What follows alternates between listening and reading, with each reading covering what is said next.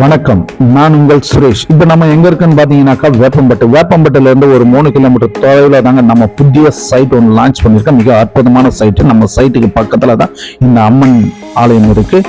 பக்கத்திலேயே பாத்தீங்கன்னாக்கா கிருஷ்ணா நதி நீர் நம்ம சைட்டுக்கு பக்கத்திலேயே தாங்க இருக்கு.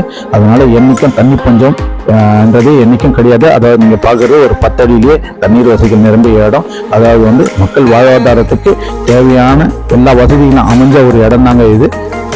மக்கள் வாழக்கூடிய ஒரு வாழ்வாதாரமான இடத்துக்கு மத்தியில தாங்க நம்மளுடைய சைட் அமைஞ்சிருக்கு.